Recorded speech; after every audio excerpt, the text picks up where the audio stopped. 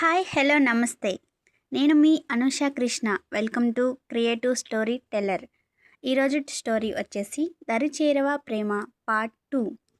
Doctor చెప్పిన మాటలు పట్టుకుని తన దగ్గర ఉన్న మనీ తీసుకుని వైజాగ్ అయితే రాగలిగింది. కానీ ఎక్కడ ఉండాలి, ఏం చేయాలి, ట్రీట్మెంట్కి డబ్బులు ఎలా అరేంజ్ చేయాలి అని ఆలోచిస్తూ ఉండగా ఆమె చెప్పిన హాస్పిటల్ దగ్గర ఆటో ఆగడంతో ఆటో దిగి సత్యమూర్తిని తీసుకొని, పెంచలరావు, అదే అండి వైజాగ్ వెళ్ళమని చెప్పాడు కదా డాక్టర్, అతను ఫ్రెండ్ అయిన సుధాకర్ని కలిసింది.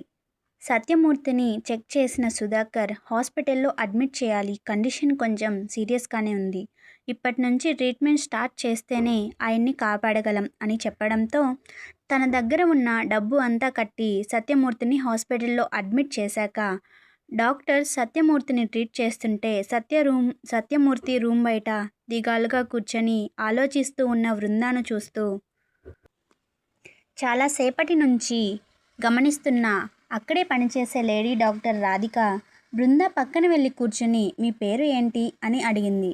బృంద అని కొంచెం నిర్లిప్తంగా చెప్పింది బృంద. ఏమైనా ప్రాబ్లమా అని రాధిక అడుగుతుంటే, నా గురించి వివరాలు అడుగుతున్నారు, మీరెవరు అని తలెత్తి రాధిక వైపు చూడకుండానే అడిగిన బృందాకు, నా పేరు రాధిక, ఇక్కడ జూనియర్ డాక్టర్, ఏమైనా ప్రాబ్లం అయితే చెప్పండి, ఐ విల్ హెల్ప్ అని సమాధానం ఇవ్వడంతో, మిమ్మల్ని ఇలా అడగొచ్చో లేదో తెలీదు కానీ లోపల మా నాన్న ట్రీట్మెంట్ తీసుకుంటున్నారు, నా దగ్గర ఉన్న డబ్బంతా రిసెప్షన్లో కట్టేశాను, చేతిలో రూపాయి లేదు, ఏదైనా జాబ్ ఉంటే చూస్తారా అని దిగాలుగా అడిగింది బృంద. మనిషికి మనిషి కాకపోతే ఇంకెవరు సాయం చేస్తారు చెప్పు, రేపు నా ఫ్రెండ్ పనిచేసే కంపెనీలో ఇంటర్వ్యూ జరుగుతుందంట, తనతో మాట్లాడి నిన్నక్కడ జాయిన్ చేపిస్తాను, రెజ్యూమ్ రెడీ చేసుకో. అవును, అప్పటి వరకు ఎక్కడ ఉంటావు అని రాధిక అంటుంటే, ఇక్కడే మా నాన్నకి తోడుగా అని బదులిచ్చింది బృంద. మీ నాన్నకి రేపటి వరకు ట్రీట్మెంట్ జరుగుతుంది, నిన్ను లోపలికి రానివ్వరు, అంతవరకు ఇక్కడే కూర్చుని ఉంటావా అంది రాధిక. అని మాత్రమే అంది బృంద. నీకేం ప్రాబ్లం లేకపోతే నాతో పాటు నా ఫ్లాట్కి రా, రేపు ఇంటర్వ్యూ చూసుకొని గుడ్ న్యూస్తో మీ నాన్నని కలువు, అప్పటికి మీ నాన్న కొంచెం కోలుకుంటారు అంది రాధిక. నేనెవరో తెలియకున్నా నాకు ఇంత హెల్ప్ చేస్తున్నారు, మీ మేలు ఎప్పటికీ మర్చిపోలేను, నాకు జాబ్ ఇప్పిస్తాను అన్నారు, అది చాలు, నేను మీతో పాటు రాలేను, నాన్నకి ఏమైనా అవసరం అయితే చూసుకోవడానికి నేను ఇక్కడ ఉండాలి అని బృంద అంటే, నేనిక్కడ నర్స్తో మాట్లాడుతాను, తను మీ నాన్నని తన నాన్నలా కంటికి రెప్పలా చూసుకుంటుంది, రాత్రంతా ఒక్కదానివే ఎవరూ తెలియని చోట ఉండటం మంచిది కాదు అని రాధిక చెప్పడంతో బృంద మనసు అంగీకరించకపోయినా రాధిక బలవంతం చేత, ఇంకా నిన్ను చూస్తే నా చెల్లిలా అనిపిస్తున్నావు, నా చెల్లిని ఈ పరిస్థితుల్లో ఒంటరిగా వదలలేను అని రాధిక అనడంతో రాధికతో పాటు రాధిక ఫ్లాట్కి వెళ్ళింది బృంద. తన రూమ్ బాల్కనీలో నిల్చుని బృంద ఫోటో వైపు చూస్తూ, వైజాగ్ అంతా జల్లెడ పట్టినా నీ ఆచూకీ తెలియట్లేదు, కలలో కనిపించి మురిపిస్తావు, కళ్ళ ముందుకెప్పుడు వస్తావు అని బృంద ఫోటోతో మాట్లాడుతూ ఎప్పటికో వచ్చి నిద్రపోయాడు శ్రేయు. మంగళ వాయిద్యాలు లేవు కానీ ఇద్దరి మొహాలు కోరుకున్న వాళ్ళు దక్కుతున్నారు అన్న సంతోషం, వేద మంత్రాలు లేవు, వారి ప్రేమ వారిని తారక మంత్రంలా రిజిస్టర్ ఆఫీస్లో నిలబెట్టింది. శ్రేయు బృంద రిజిస్టర్ ఆఫీస్లో ఎదురెదురుగా నిల్చుని ఉన్నారు.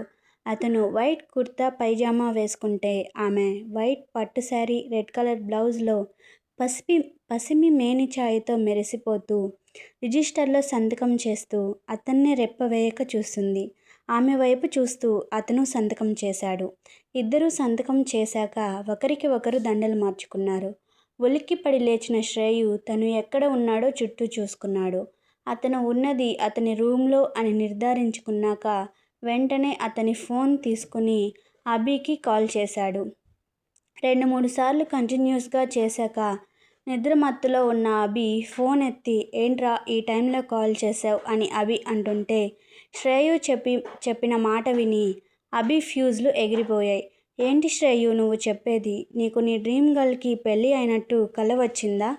అవును అభి, ఎలాగైనా తను ఎక్కడ ఉందో వెతికి పట్టుకోవాలి, అప్పుడే మర్చిపోయిన నా గతానికి తనకి నాకు వచ్చే కలలకి ఉన్న సంబంధం ఏంటో తెలుస్తుంది అని చెప్పి శ్రేయు కాల్ కట్ చేశాడు. శ్రేయు కాల్ కట్ చేశాక ఆ 2 సంవత్సరాల్లో ఏదో జరిగింది. వీడికి యాక్సిడెంట్ అయినట్టు మాకెవరికీ తెలీదు కానీ అపూర్వ ఆంటీ వాడికి యాక్సిడెంట్ జరిగిన టైంకే బెంగళూరుకి ఎందుకు వెళ్ళారు? నిజంగా వీడు ప్రేమించి పెళ్లి చేసుకొని ఉంటే వీడు గతం మర్చిపోయాడు కాబట్టి వీడికి గుర్తులేదు. మరి ఆ అమ్మాయి వీడి కోసం వెతుక్కుంటూ రావాలి కదా. శ్రేయుకి యాక్సిడెంట్ అయ్యి గతం మర్చిపోవడానికి, ఆ అమ్మాయి వీడిని వెతుక్కుంటూ రాకపోవడానికి అపూర్వ ఆంటీకి ఏమైనా సంబంధం ఉందా? అసలు ఆ అమ్మాయి ఇప్పుడు ఎక్కడ ఉంది? ఇలా అభి ఆలోచనలు సాగుతున్నాయి. ఎలా ఆలోచించినా అభికి అపూర్వ మీదే డౌట్ వస్తుంది. అపూర్వ ఆంటీ మీద నా డౌట్ కన్ఫర్మ్ చేసుకొని శ్రేయుకు చెప్పాలి అనుకుంటూ మళ్ళీ నిద్రలోకి జారుకున్నాడు అభి. రాత్రంతా తన చల్లని వెన్నెలని కురిపిస్తూ ఉన్న చంద్రుడు నిష్క్రమిస్తూ సూర్యుడిని ఆహ్వానిస్తే సూర్యుడు వస్తూ వస్తూ కొత్త రోజుకి స్వాగతం పలికాడు. ఈరోజు కూడా బృందా కోసం వెతుకులాటలోనే శ్రేయుకి గడిచిపోతుందో లేక బృందా దర్శనం అవుతుందో చూద్దాం. ఉదయం 9 అవుతుండగా రాధిక ఫ్రెండ్ చెప్పిన హోటల్కి ఇంటర్వ్యూకి వచ్చింది బృంద. వరుసగా ఒక్కొక్కరు వెళ్తున్నారు వస్తున్నారు. ఇంతలో బృందా వంతు వచ్చింది. రాధిక ఫ్రెండ్ తను పనిచేసేది వర్మ ఇండస్ట్రీస్లో అని చెప్పినప్పుడే బృంద ఈ జాబ్ వద్దు అనుకుంది. కానీ ఇప్పుడు తను ఉన్న పరిస్థితికి మళ్ళీ జాబ్ ఎప్పుడు దొరుకుతుందో అనుకుని ఇంటర్వ్యూకి రెడీ అయింది. మళ్ళీ ఇప్పుడు ఇంటర్వ్యూ హోటల్లో జరగడం బృందకి కరెక్ట్గా అనిపించడం లేదు. అసలు బృందాకి వర్మ ఇండస్ట్రీస్కి ఉన్న సంబంధం ఏంటి? అసలు అపూర్వ ఎవరు? శ్రేయుకి అపూర్వకి సంబంధం ఏమిటి? వర్మ ఇండస్ట్రీస్ ఆఫీస్లో జరగాల్సిన ఇంటర్వ్యూ హోటల్లో ఎందుకు జరుగుతుంది? తెలుసుకోవాలంటే stay tune for Daricherava Prema part 3. నా స్టోరీస్ మీకు నచ్చినట్లయితే please do subscribe. Don't forget to like, share and comment. This is Anusha Krishna signing off for today.